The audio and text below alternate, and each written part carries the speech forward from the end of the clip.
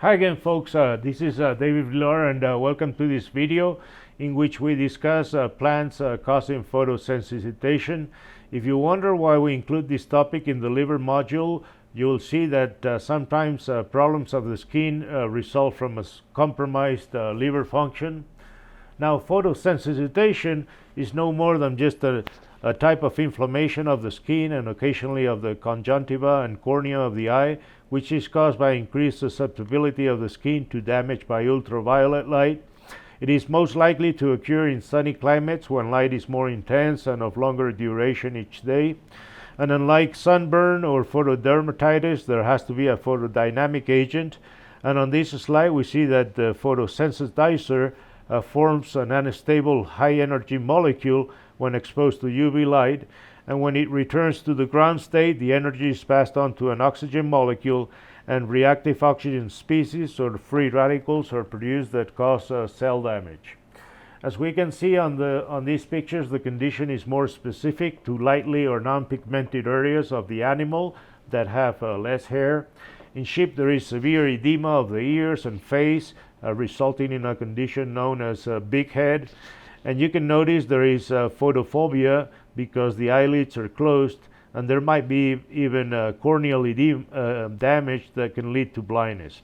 On the lower left, the entire skin has sloughed or disappeared from the entire head, and there's some crust and scabs left. And it can happen in just about every animal species. Here we have a horse.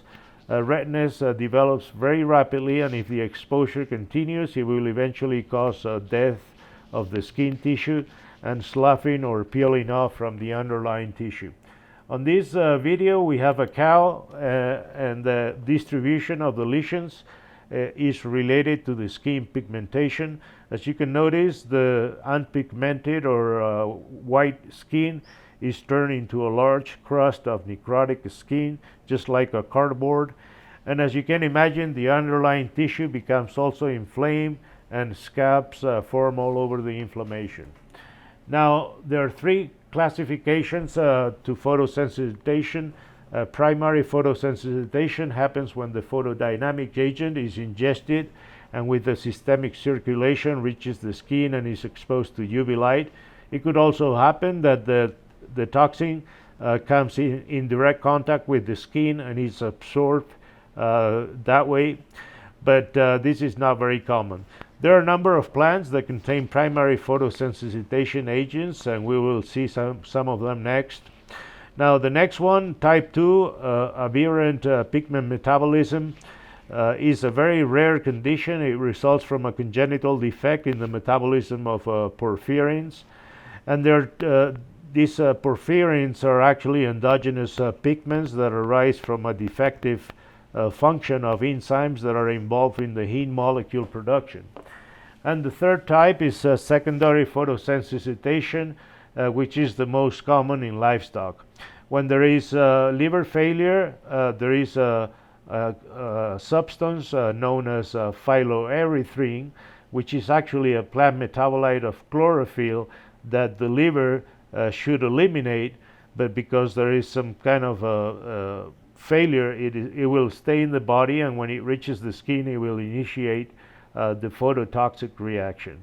So in this case, it is the plant that damages the liver first, and if the animal lives long enough, he is prone to develop this secondary mechanism of photosensitization. Now, this is an image from a review paper that is noted at the bottom of the slide.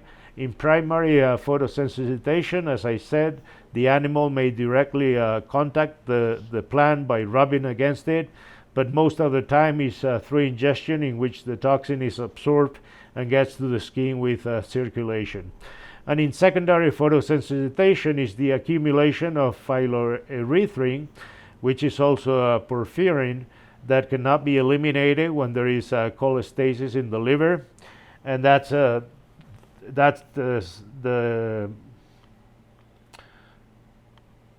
So we cannot address each plant individually, but at least mention the most important ones, so at least they will ring a bell if you ever come across some cases. For those causing primary photosensitization in livestock, Three common ones are buckwheat, spring parsley, and St. John's wort. All of these plants need to be ingested to produce the skin lesions, and the signs may start appearing just within a matter of 1 or 2 days of the ingestion.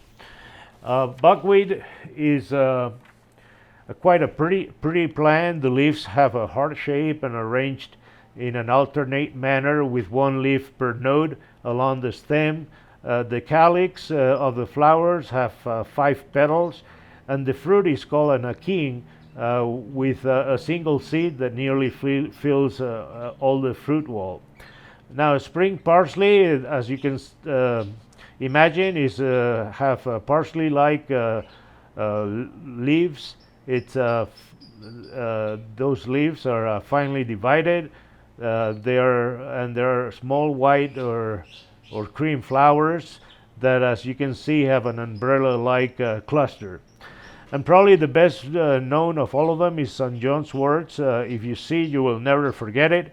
It has horizontal stems running across the ground and many lateral opposite branches and numerous flowers that are arranged in terminal clusters with numerous stamens and 5 petals per flower.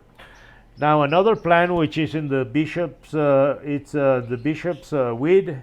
This is another plant in the carrot family, and in this case, the simple contact with the skin is enough to produce photosensitization. In humans, the juice of the plant was rubbed on patches of vitiligo, which is, as you know, a skin disease that causes the skin to lose its color. I think Michael Jackson was probably the most well-known person to have had this disease. And as you can imagine, rubbing bishop's weed on the skin is also going to make things worse, as we can see on the arm of this person. She actually applied a prescription from a radio show that were a mix of bishop weeds on her vitiligo skin lesions, and then she exposed herself to sunlight. So as you can imagine, the next day she had burning sensation, pain, itch, erythema on her vitiligo patches. This was followed by vesicles and bullae that are obvious on that arm. So remember, herbal remedies can be dangerous if they're not supported by scientific evidence. Now, the list of plants producing secondary photosensitization is endless. On this list, we have probably the most important ones that have been reported to cause problems in livestock. So I have selected a few articles of field case reports to illustrate in a better way what to expect when livestock are exposed to some of these plants. And the first one is a case reported in a flock of 28 sheep that were grazing brachiaria decumbens. There were 7 lambs and an adult sheep that were affected, and 6 of them died. And the clinical signs were characterized by anorexia, depression, dry muscles, dermatitis of the ears and face, an ocular and nasal discharge. And they actually measured the amount of the toxin in plants on 20 sites of the paddock, and they found levels of 2.36% of the steroidal saponins, which are the toxic principles. Now, how did they make a diagnosis of secondary photosensitization? Well, basically by taking blood samples and for biochemical analysis and looking at those histopath lesions. And the first 3 animals on this table are from sick lambs, and numbers 4 and 5 were healthy ewes. So as you can see, the results are classical for a problem of cholestasis. There is increased levels of gamma-glutamyl transferase, conjugated and unconjugated, and total bilirubin, and also cholesterol was also high. Now, on the microscope, the main findings were the presence of cholesterol-like needle-shaped crystals in the lumens of those bile ducts. These crystals, as I just said, are steroidal saponins that damage the bile ducts and produce the cholestasis. The next one is plain grass. This is a worm-season bunch grass that grows in large, dense tufts and is very drought resistant. It is estimated that at least 500,000 acres of Texas are covered by these plants. Cattle are resistant. They do well on plain grass, but it's actually toxic to sheep. And in fact, there are some reports of poisoning in sheep coming from Texas. In this case, there were 24 lambs that became ill while grazing on pastures containing pure stands of plain grass. The lamb on the picture was seeking shade from the sun and was lethargic. He had the classical moon face with subcutaneous edema of the head, the face, the ears. And on histopath, there is necrotic dermal tissue and subepidermal edema underlying the epidermis. Now, in 15 of the 24 lambs, there were birefringent acicular crystals within the bile ducts. There were some Cooper cells that had engulfed some of those crystals. So as you can imagine, those crystals are obstructing the bile ducts and causing that cholestasis in the liver. So just as we saw with brachiaria poisoning in the Brazil case, the toxins are steroidal saponins that form those crystals. So in this case, a diagnosis was made by evidence of consumption and appropriate clinical signs and lesions. Now, there are many other plants that cause secondary photosensitization. Here are some common ones that I wanted to show. Some of them are quite easy to identify, and once you see them, they will be hard to forget. Puncture vine is in the caltrop family and grows forming a mat that spreads on the ground. The leaves are compound in a pinnate distribution with hairs in every leaflet, and the flowers have 5 yellow petals, and the fruits are very characteristic because they have curving